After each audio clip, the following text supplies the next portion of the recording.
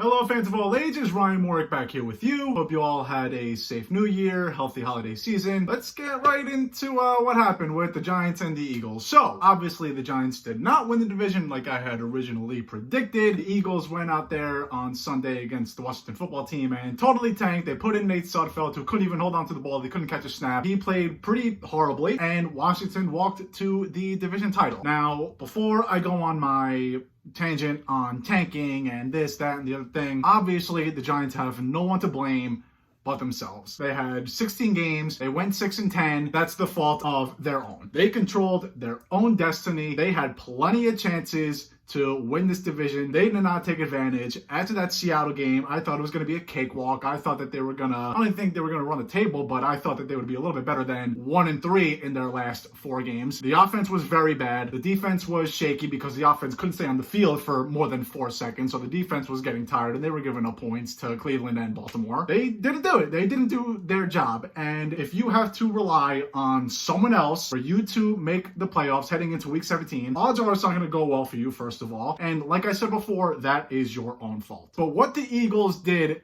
the other night, and it's gotten to the point now where even the Eagles and their players and their coaches and Hall of Famers from the Philadelphia Eagles, a lot of people in the Philadelphia organization, not just Giant fans, not just people in the NFL, there are people around Philadelphia who did not like what they did. Personally, me, I'm never going to blame a team for doing what they think is best for their franchise. They think that getting the 6th pick instead of the 9th pick is what was best for them. Fine, so be it. I can't argue that. As a Giant fan, I was praying that the Giants were going to lose to Washington last year in that week, week 16 game against Washington so they can get Chase Young. Giants lost that game, missed out on Chase Young. Now Chase Young is on Washington, who won the division in Chase Young's rookie year. Chase Young is on his way to being one of the best defensive players of all time. He's going to win Defensive Rookie of the Year, and that's a lock. He's here to stay, and he's going to be awesome. He already is. But my thing with tanking, I don't think that it's in the best nature for a team to go out there and openly play your worst players who clearly don't belong on an NFL football field and go to the media after the game and say that you're trying to win that football game. Doug Peterson knows that he was not trying to win that football game. And a lot of people in the media are saying that players will never tank. Obviously, they shouldn't. Coaches, I don't buy that they'll never tank. If a general manager or an owner goes up to a coach and says, "You are here next year." Keep in mind, Doug Peterson has not been fired, and he was on the hot seat, and it seems that he totally lost his locker room, still hasn't been fired 2 days later. If a general manager or an owner go up to a coach and they say, "You are here for next year at least, but we need you to do this so we can get a better player," or the chance of a better player, why wouldn't a coach do that? That's the harsh reality of football, and I think that's a problem. But the Eagles didn't owe the Giants anything. The Eagles don't owe the league anything. The Eagles' responsibility is to do what they think is best for their own franchise. I don't think that benching your rookie quarterback, who originally came into play for the quarterback who you thought was the long-term future, for a guy who clearly does not belong on a professional football field, is what's best for your locker room, or your franchise, or the future of your franchise. And the Eagles are so happy that they moved down 3 picks with that loss, but every draft that they've had bad draft picks over the last couple of years. And their draft position is not to blame for that. They drafted J.J. Arcega-Whiteside over DK Metcalf by 5 picks. And last season, they drafted Jalen Reagor over Justin Jefferson by 1 pick. So you can give me all of this, well, it's the difference between a guy like CeeDee Lamb and Jalen Reagor. Cool, fine. But CeeDee Lamb wasn't even the best receiver in the rookie class. Justin Jefferson far and away was. And he went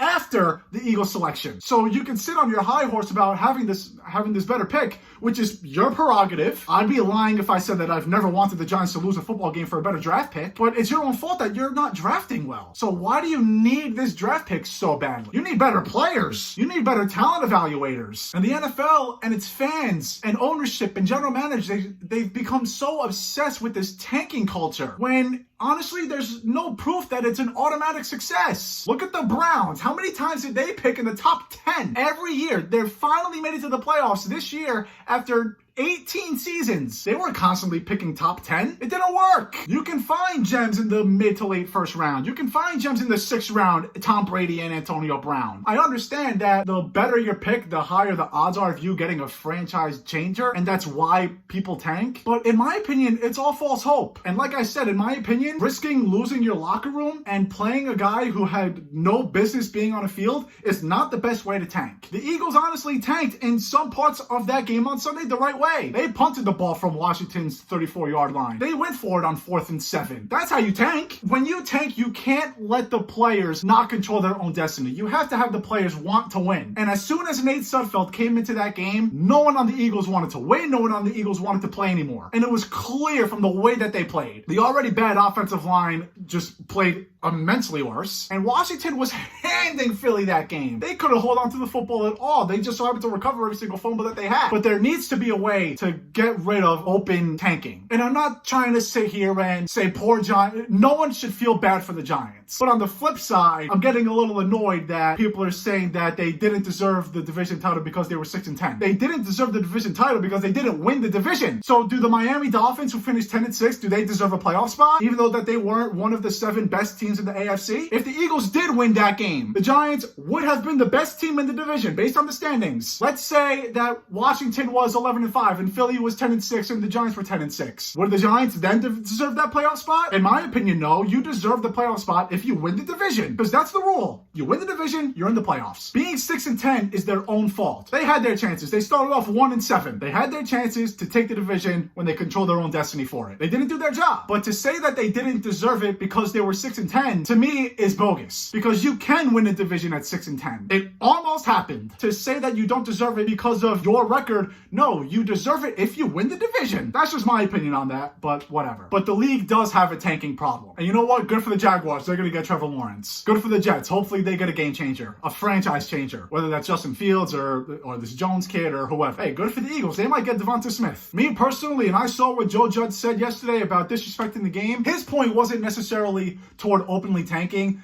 His point was the fact that there were so many sacrifices made by players, coaches, family members about canceling Thanksgiving and Christmas and birthdays and this and that, and wearing masks and doing all the things that the NFL needed the players to do to have 256 games in one season. Joe Judge wasn't ranting about tanking. Joe Judge was basically saying that it was bogus for the Eagles to not try after all the sacrifices that were made in the season. The media didn't take it that way, myself included. I wrote a story about it for SNY. He was talking about how so many precautions and risks were being taken. Not because he got gypped out of a playoff spot. Gypped is a loose term, but you know what I'm talking about. I don't want to sit here and say that the Eagles disrespected the game, because I don't think that doing what's best for your franchise is disrespecting the game. It's the Giants' own fault for letting the Eagles control the Giants' destiny. I mean, there's no reason to blame Washington for anything. They were playing the card that was dealt. Washington didn't owe the Giants anything. Philly didn't owe the Giants anything. The NFL doesn't owe the Giants anything. But I do think that the NFL does need to do something about tanking. I don't think it's healthy for the league for a dozen teams to try to lose. Personally, my solution, and I know that a lot of my friends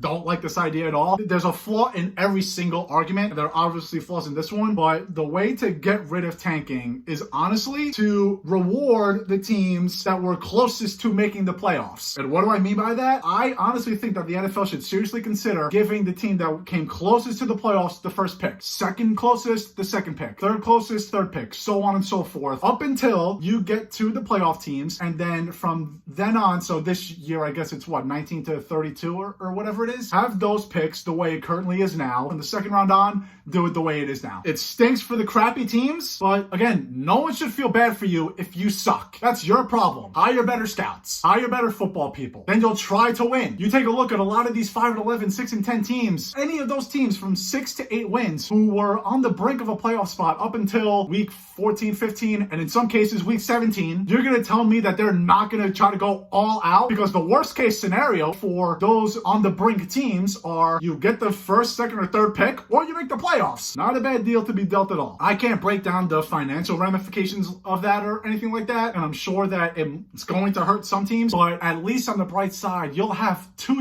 teams trying to fight for a playoff spot. You'll have competitive football. Are there going to be blowouts? Sure. There are already blowouts now because teams are trying to lose. Yeah, it would suck for the Jets right now. It would suck for the Jaguars right now. But again, no one should feel bad for them. It's their own fault that they can't go out there and compete. But case in point is, it's a bad look for the Eagles. It's a bad look for the league. But taking the Giants fandom out, did they really do anything wrong? I'm arguing that it wasn't best for their franchise. I don't think it's smart to lose a locker room like that. I don't think it's smart to bench a rookie for a guy who's been on your team for 4 years and hasn't played a snap. All of that for 3 picks. 6. I don't think that's worth it, but if the Eagles think that's what's best for them, then so be it. If you're a Giant fan and you were rooting for the Giants to lose against Washington last year to get Chase Young, you got to be silent about the Eagles tanking. How I wanted the Giants to tank, I wanted Daniel Jones to play exactly how he did. I just wanted the Giants to stink a little bit more. That's it. Eagles thought differently. But I can never blame any team for doing what they think is best for their own franchise. Do people really think that the Eagles were rooting for one team or another to win the division? They didn't win the division. What's it matter to them who makes it? Do people really think that they were out to get the Giants for some reason? Do you think the Eagles liked having Washington celebrate on their own home field? They were ruining someone's season and they were having another team celebrate. One of those was happening, no matter what. Win, loss, or tie. The Eagles did what they thought was best. I disagreed with it. I don't think that's what's best for their franchise. And yeah, it upsets me as a Giant fan. But again, if Evan Ingram catches that ball against the Eagles, we're not having this conversation right now. Giants would have been winning in. Giants had their chances. They blew it. But at the same time, it was a horrible look for the NFL. And by the way, side note, if anyone was going to win the division, I'm glad it's Alex Smith, man. Good for him. I can't believe that he even played this year. And now the fact that he's coming back and leading Washington to a division title, that's awesome. I wanted to see Tom Brady against the Giants so badly, but that's not a bad consolation prize at all. Giants, better luck next year. Win some more games.